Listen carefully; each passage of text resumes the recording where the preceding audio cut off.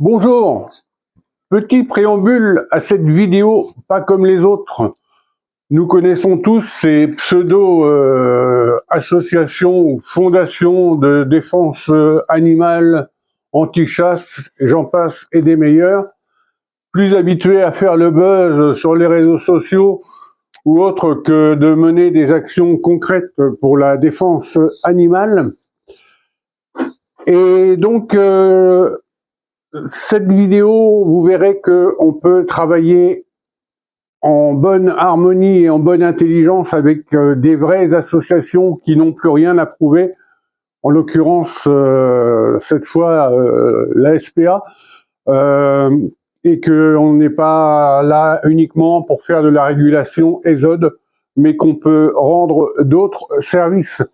Donc, je vous encourage à partager cette vidéo le plus possible, de façon à faire voir que on n'est pas des méchants tueurs d'animaux, comme certains voudraient le faire croire.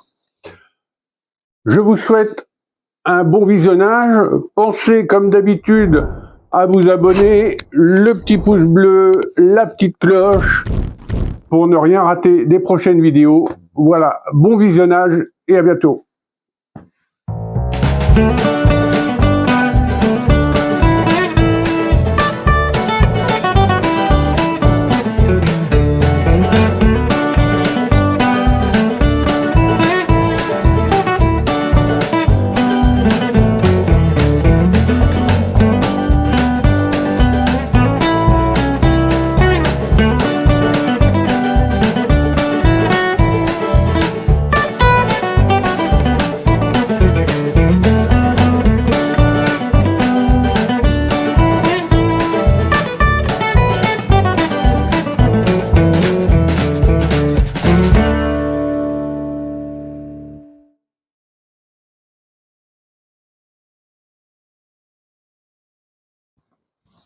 Hey, bonjour à toutes et à tous et bienvenue dans cette nouvelle vidéo. Vidéo un peu particulière puisque aujourd'hui on va pas essayer de piéger un ésode, pardon.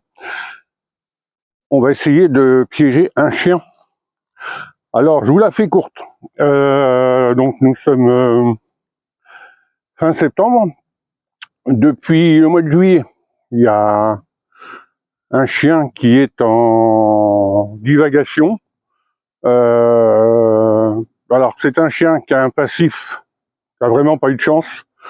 Ses premiers maîtres le maltraitaient et l'ont abandonné en fourrière. Les deuxièmes maîtres adoptants l'ont maltraité et le chien a été retiré pour mauvais traitement. Et les troisièmes maîtres, ça faisait 6 mois qu'ils avaient le chien. Ils sont dans la famille, dans le secteur. Ils ouvrent la voiture, le chien se sauve et impossible de le rattraper. Alors ça, c'était au mois de juillet. Donc, il y a eu des recherches de fait, etc. C'était un peu compliqué. Je me mets à la place des propriétaires. Et donc, il y a même eu une battue d'organiser. Et pourquoi une battue et où? Le chien a été localisé dans une parcelle de maïs. Alors, cette parcelle de maïs est pas loin de forêt, donc l'agriculteur a pris la précaution d'entourer toute la parcelle d'une clôture électrique contre les sangliers. Donc c'est une clôture électrique qui est assez basse. Donc voilà la clôture anti-sanglier qui fait tout du long, une clôture électrique. Donc à hauteur, elle m'arrive sous le genou. Hein. Donc suffisamment bien pour arrêter les sangliers. Et ça a bloqué le chien dans la parcelle.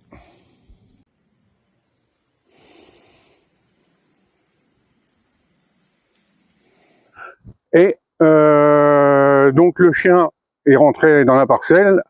À mon avis, il a voulu ressortir, il a pris une châtaigne. Et du coup, il reste dans la parcelle. Donc, il y a eu un appel sur les réseaux sociaux. On connaît tous ce que ça donne. Il y a une battue organisée qu'une 50aine de personnes.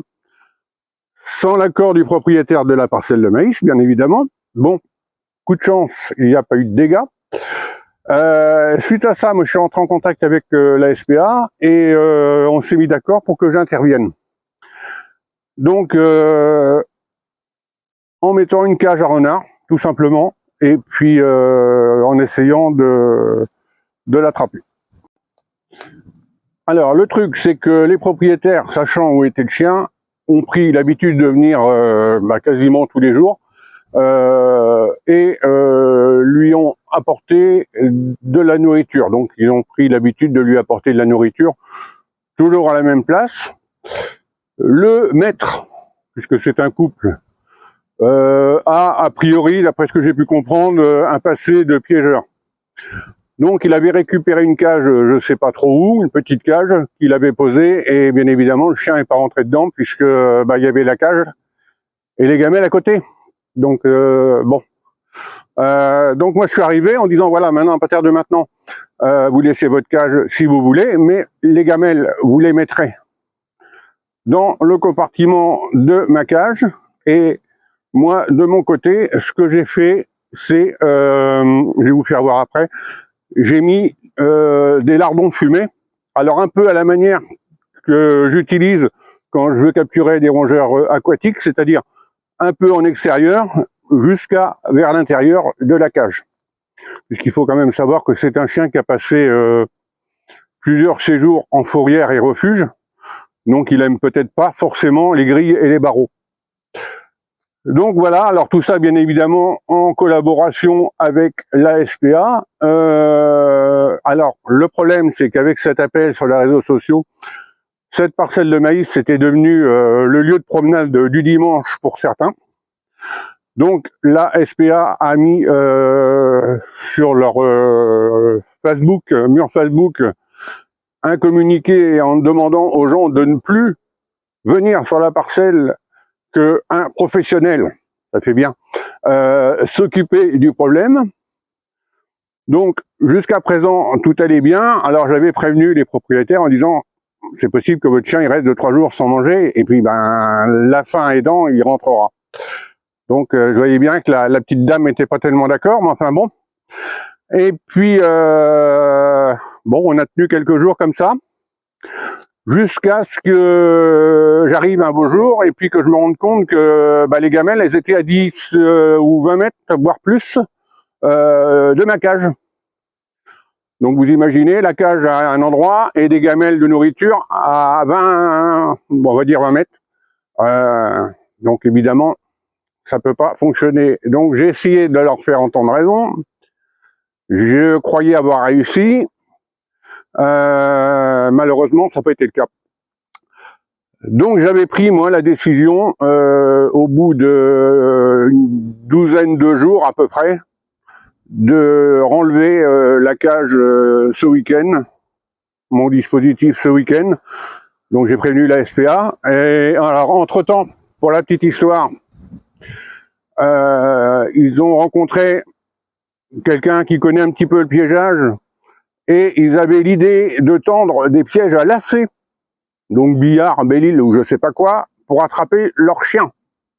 Alors je leur ai dit, si vous faites ça, je reviens, mais je ne serai pas tout seul, je serai accompagné de l'Office français de la biodiversité, parce que je suis pas faillot, mais il y a des limites. Voilà, donc on est passé vraiment par des idées pas possibles.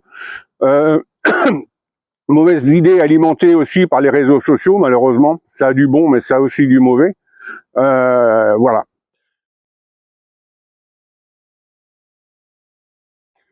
Voilà, donc mon dispositif. Donc une cage à renard. Bon, qui est pas très grande, mais bon, c'est pas un chien qui est très grand, vous avez vu. Dessus, j'ai mis le trap air, de façon à être averti aussitôt. Et comme ça que le chien ne passe pas des heures dans la cage, ou au moins très peu d'heures dans la cage. Et, alors j'essaie de vous le faire dans ce sens-là, à la méthode que j'utilise pour les ragondins, avec des lardons fumés. Alors pourquoi fumer? Parce que comme ils sont fumés, ils se conservent un peu plus longtemps, bon, malgré que les périodes chaudes sont passées, au moins en Normandie. Donc des lardons à l'extérieur, jusqu'à l'intérieur. Et Alors, il reste la gamelle d'eau.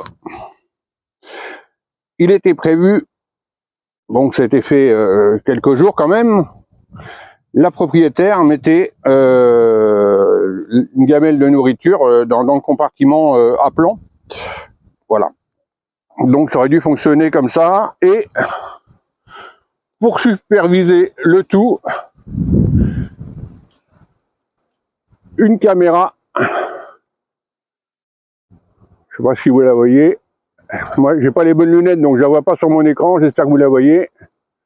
Alors, suffisamment en hauteur pour pas me la faire barboter. Ce qui m'a permis de faire son baptême du feu à ma nouvelle échelle Vévor. Eh ben, je me répète sur ce que je vous ai dit sur la vidéo de présentation, mais c'est vraiment pratique à transporter. Une fois que c'est replié, c'est vraiment génial. Voilà pour le dispositif.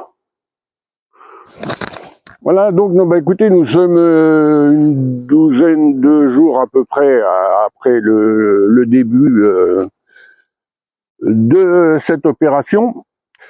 Et donc, nous sommes dimanche matin.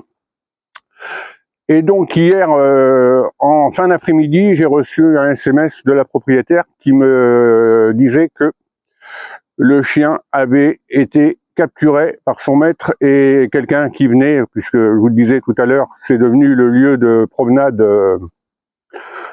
pour les gens qui savent pas quoi faire. Et donc le chien était couché, ils se sont approchés avec une couverture, j'ai pas trop compris, ils lui ont sauté dessus, enfin bref. Le chien est attrapé, il a dormi au chaud cette nuit, enfin du moins j'espère. Et bon, c'est le principal, le chien est rentré chez lui, puisque quand même depuis le mois de juillet, ça commençait à durer. Et il faut savoir que nous n'avions dans cette parcelle que jusqu'au 5 octobre pour l'attraper, puisque l'entreprise agricole qui va procéder à l'ensilage vient le samedi 5 octobre.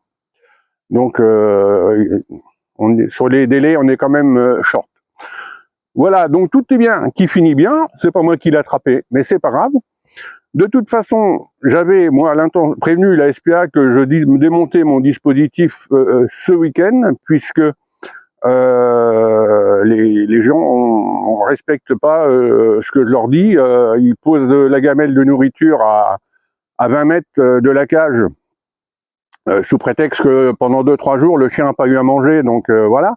Donc si vous mettez une cage à un endroit et il n'a pas à 20 mètres plus loin, c'est certain que ça va pas fonctionner. Même si j'alimente en lardon, il a ses petites habitudes alimentaires, ça ne peut pas fonctionner. Voilà, donc les lardons profitent à d'autres puisque ils disparaissent régulièrement. Donc il y a des espèces qui se sont nourries. Voilà, donc l'histoire se termine bien. Je suis satisfait. Alors j'ai mis un petit commentaire sur la page Facebook de la SPA pour dire que bon, le chien était, puisque tout le monde se demandait, que le chien a été récupéré et que bon, j'ai alimenté un petit peu mon propos en disant que c'était dommage aussi que les gens n'aient pas respecté mes directives quand je leur disais de ne pas nourrir à côté. Bon, a priori, la fille ou belle-fille a mal pris, elle